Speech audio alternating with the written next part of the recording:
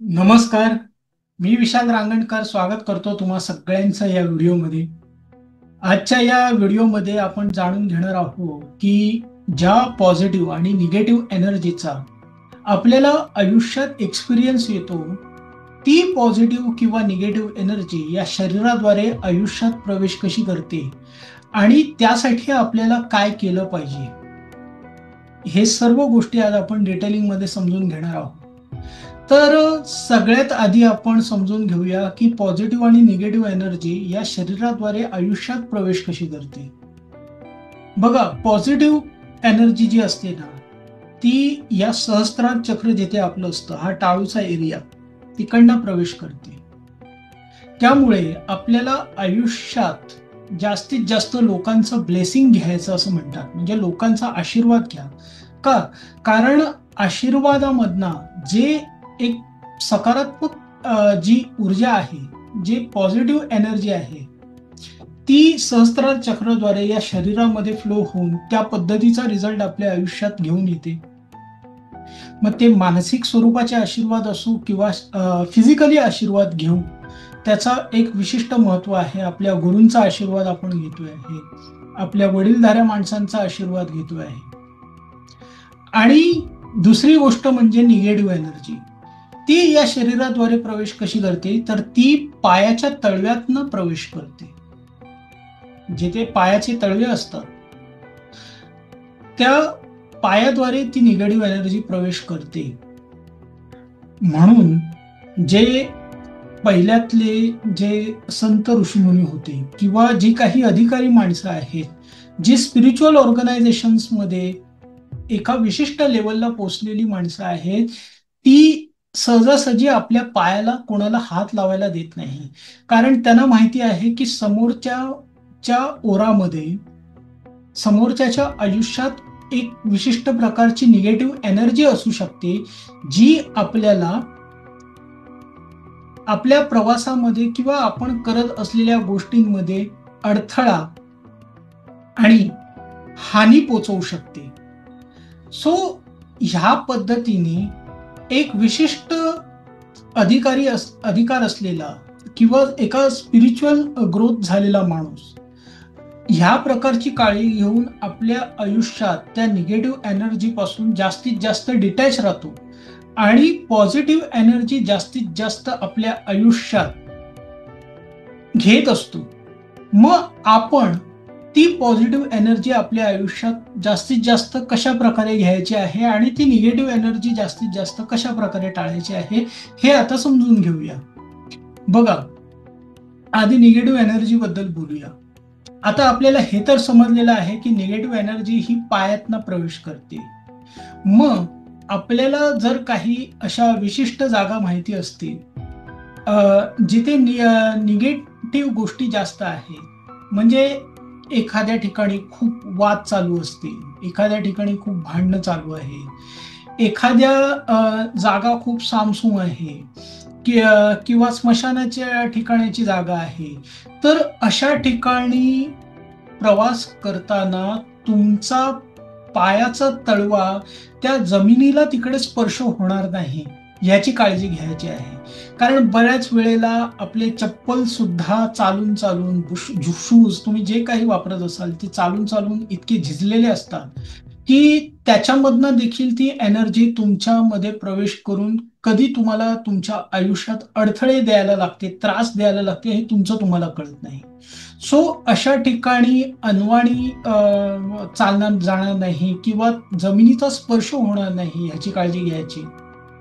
एखादा व्यक्ती, तुम्हाला जर माहिती असेल की त्याच्या आयुष्यात खूप स्ट्रगल चालू आहे, खूप संघर्ष चालू आहे, त्याच्या आयुष्यात खूप प्रॉब्लेम्स चालू आहेत, अशा व्यक्तीचा नमस्कार आपण कधीही स्वीकारायचा नाही. तो पाया पडायला आला किंवा काही ऑप्शन नसेल, तर ज्या वेळेला तो पाया पडायला येतोय त्यावेळेला आपल्या स्वामिनीचं, आपल्या कुलदेवतेचं तुम्ही स्मरण करू शकता, आपल्या गुरूंचं स्मरण करू शकता किंवा जे कोणी तुमचे श्रद्धास्थान असतील तुमचे, त्यांचं स्मरण करायचं आहे आणि मनोमन बोलायचं आहे की हा नमस्कार तुम्हाला अर्पण आहे. त्यामुळे काय होत आहे की समोरच्याची जी काही एनर्जी आहे ती आपल्या ओराला प्रवेश न करता ती आपण युनिव्हर्सल मध्ये पाठवतोय. या पद्धतीची काळजी घ्यायची आहे. ही निगेटिव्ह एनर्जी स्त्रियांच्या बाबतीत आणखीन एका विशिष्ट पद्धतीने त्यांच्या आयुष्यात प्रवेश करते आणि ती म्हणजे त्यांच्या मासिक पाळीच्या काळामध्ये. स्त्रियांना ज्या वेळेला मासिक पाळी येते, त्यांचे पिरियड चालू असतात, त्यावेळेला काय होतं की त्यांचा स्वादिष्टान चक्र जो असतो ना तो ओव्हर ऍक्टिव्ह होतो. आणि स्वादिष्टान चक्र ज्या वेळेला ओव्हर ऍक्टिव्ह होतो त्यावेळेला स्वादिष्टान चक्र ही वातावरणातली निगेटिव्ह एनर्जी ही जास्तीत जास्त स्वतःमध्ये स्वीकारायला तयार होतो. म्हणून पहिल्यातल्या काळामध्ये स्त्रियांना मासिक पाळी आल्यावरती त्यांना माणसांपासून लांब बसवायचे. त्याच्या मागचं रिझन हे होतं की ते अपवित्र नव्हत्या, त्यांना कुठल्याही प्रकारची नकारात्मक एनर्जी त्यांच्या ओराला विस्कटित करू नये, त्यांचा ओरा खराब करू नये, की ज्याच्यामुळे भविष्यामध्ये त्यांना कुठल्याही प्रकारचं आजारपण किंवा कुठल्याही प्रकारचे प्रॉब्लेम्स, कुठल्याही प्रकारचे अडथळे त्यांच्या आयुष्यात येऊ नये, यासाठी त्यांना वेगळं बसवायचे. आत्ताच्या काळात या गोष्टी पॉसिबल नाही आहेत. स्त्रियांना जी काही जबाबदारी आहे त्याच्यामुळे किंवा ज्या काही गोष्टी आहेत आजच्या या फास्ट लाईफमध्ये त्यांना लोकांमध्ये कुठल्या ना कुठल्या प्रकारे मिसळावंच लागतं. त्यावेळेला काय करायचं आहे की आल्यावरती मिठाच्या पाण्याने आंघोळ करणं, मिठाच्या पाण्याने हातपाय धुणं. ज्या लोकांची खूप चिडचिड होते आहे, ज्या लोकांच्या आयुष्यात प्रचंड अडथळे आहेत, ज्या लोकांच्या आयुष्यात गोष्टी पुढे ढकलतच नाहीये, त्यांनी समजून जायचंय की कुठल्या ना कुठल्या प्रकारे त्यांच्या आयुष्यात ही निगेटिव्ह एनर्जी आहे. मग अशा माणसांनी मिठाच्या पाण्याने रोज अंघोळ करायची आहे. मिठाच्या पाण्याने अंघोळ करायची ती कशी? मानेपासून पायापर्यंत. मानेपासून पायापर्यंत जर मिठाच्या पाण्याने रोज अंघोळ करायला लागलात तर ती निगेटिव्ह एनर्जी तुमच्या आयुष्यातनं असती दूर व्हायला लागते. स्त्रियांनी मासिक पाळीच्या काळामध्ये जो त्यांचा कामासाठी म्हणा किंवा कुठल्या गोष्टीसाठी प्रवास म्हणा, तो प्रवास करून आल्यावरती सुद्धा त्यांनी रोज मिठाच्या पाण्याने आंघोळ करायचे आहे आणि 1 मिनिटं ते शरीरावरती ते मिठाचं पाणी तसंच राहायला द्यायचं आहे आणि त्याच्यानंतर नॉर्मल पाण्याने आंघोळ करायची आहे. मानेपर्यंतच का करायची आहे? कारण जसं मी पहिलं सांगितलं की इकडे निगेटिव्ह एनर्जी इथपर्यंत पोहोचत नाही. तिचा ओरामध्ये जो कलर असतो तो इथपासून पायापर्यंतचा असतो. इकडे फ्युचर, इकडे पास्ट असतो उजव्या साईडला आणि डाव्या साईडला फ्युचर असतो. सो या पद्धतीने त्या गोष्टी करतात. आता ह्याच्यावरती आणखीन एक गोष्ट जी प्रत्येकाला प्रश्न पडतो की स्त्रियांनी मग देवळामध्ये का प्रवेश करायचा नाही? कारण देवळामध्ये तर खूप पॉझिटिव्ह एनर्जी असते मासिक पाळीच्या काळात. तर ह्याचं पण रिझन जाणून घ्या. प्रॉब्लेम असा आहे की देवळामध्ये परमेश्वराची पॉझिटिव्ह एनर्जी आहे, परंतु तिकडे आलेला व्यक्ती आपल्या आयुष्यातली खूप सारी दुःख, खूप सारे प्रॉब्लेम्स, खूप सारा संघर्ष, जे काही त्याच्या आयुष्यातली निगेटिव्हिटी आहे ना, त्या निगेटिव्हिटीचं सोल्युशन मिळवण्यासाठी त्या देवळात आलेला आहे. मग प्रत्येकाचं कुठल्या लेवलची निगेटिव्हिटी असेल ह्याची आपल्याला कल्पना देखील नाही ना. मग अशा वेळेला स्त्रियाची मासिक पाळी चालू आहे, तिचं स्वादिष्टान चक्र ओव्हर ऍक्टिव्ह आहे आणि ती जास्तीत जास्त निगेटिव्हिटी खेचून घेते आहे.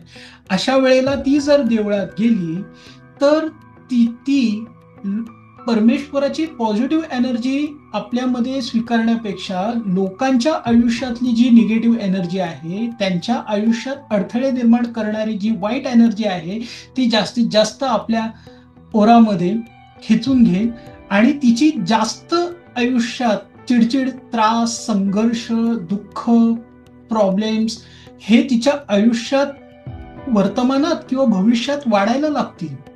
सो हे महत्वाचं रिझन आपल्या संत ऋषींना माहिती होतं, म्हणून त्यांनी स्त्रियांना मासिक पाळीच्या काळात देवळामध्ये जाऊ नका असं सांगितलेलं आहे, किंवा कुठल्याही ज्या गर्दीच्या ठिकाणी जाऊ नका. का? कारण त्यांच्याच भल्यासाठी. सो ही एक महत्वपूर्ण गोष्ट आज आपण समजून घेतलेली आहे. परंतु त्या काळामध्ये तुम्ही जास्तीत जास्त मंत्र जप करणे ही गोष्ट खूप तुम्हाला पॉझिटिव्हली वर्क करते, तुम्हाला प्रोटेक्शन देते. आणि अशा पद्धतीच्याच गोष्टी आज आपल्याला पॉझिटिव्ह एनर्जी आपल्या आयुष्यात जास्तीत जास्त वाढवण्यासाठी करायचं आहे.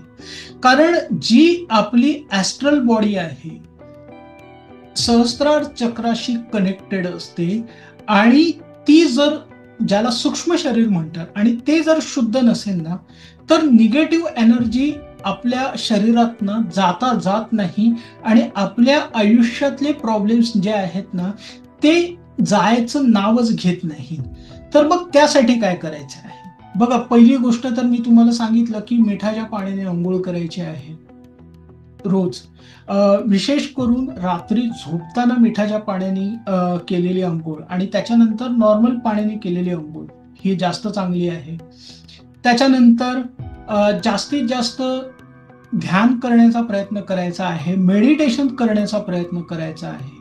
जर तुम्ही आध्यात्मिक असाल, धार्मिक असाल, तुम्हाला परमेश्वराची स्तोत्र, मंत्र, पूजा करण्याची आवड असेल, तर तुम्ही एखादं स्तोत्र, एखादा मंत्र किंवा एखादं महात्म्य जे तुम्हाला आवडतं करायला, त्याचे रोज जेवढे तुम्हाला पाठ करता येतील तेवढे पाठ करण्याचा प्रयत्न करायचे आहेत. 1000 पेक्षा जास्त पाठ महिन्यामध्ये 1000 पाठ करण्याचा टार्गेट ठेवा. एखाद्याला छोटंसं स्तोत्र निवडा. तुम्ही गणपती स्तोत्र किती सहज आहे आणि किती शक्तिशाली आहे, संकष्टनाशिनी गणपती स्तोत्र, त्या गणपती स्तोत्राचे 1000 पाठ ठेवण्याचे टार्गेट ठेवा. त्याच्यामुळे काय होतंय की जो डिवाइन सोर्सचा जो सपोर्ट आहे ना, तो सपोर्ट आपल्या आयुष्यात निर्माण व्हायला लागतो.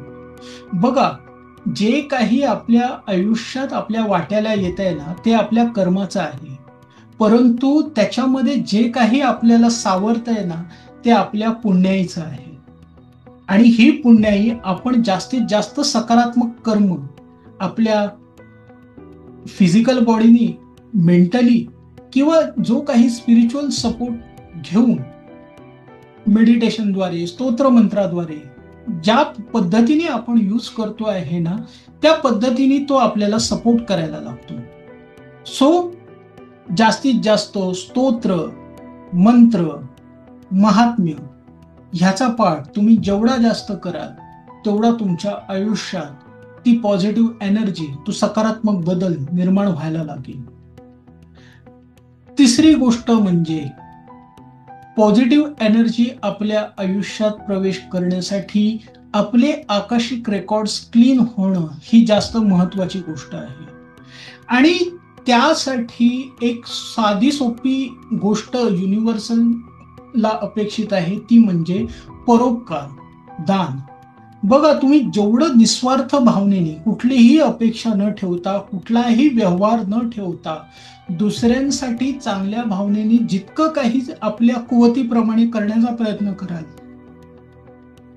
त्याचा रिझल्ट तुमच्या आयुष्यात, तुमचे जे काही प्रारब्ध आहेत, तुमचे जे काही चुकीचे कर्म आहेत, ते डिस्ट्रॉय करून तुमच्या आयुष्यात तो युनिव्हर्सल सपोर्ट, ती पॉझिटिव्ह एनर्जी वाढवायला सुरुवात करेल. तर या पद्धतीने तुम्ही तुमच्या आयुष्यात पॉझिटिव्ह आणि निगेटिव्ह एनर्जीचा जो काही फ्लो आहे, तो कसा येतो आहे, आणि तो चुकीचा फ्लो थांबवण्यासाठी आणि पॉझिटिव्ह फ्लो वाढवण्यासाठी काय करायचं आहे, हे देखील समजलेले आहात. तर आता त्याचा जास्तीत जास्त उपयोग करा आणि आपल्या आयुष्याला सहज, सोपं आणि समृद्ध करा. तोपर्यंत आज्ञा मागतो.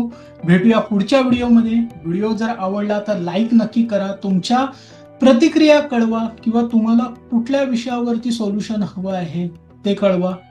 आपण पुढच्या व्हिडिओमध्ये नक्की डिस्कस करू, किंवा येणाऱ्या व्हिडिओमध्ये नक्की डिस्कस करू. तोपर्यंत थँक्यू, धन्यवाद.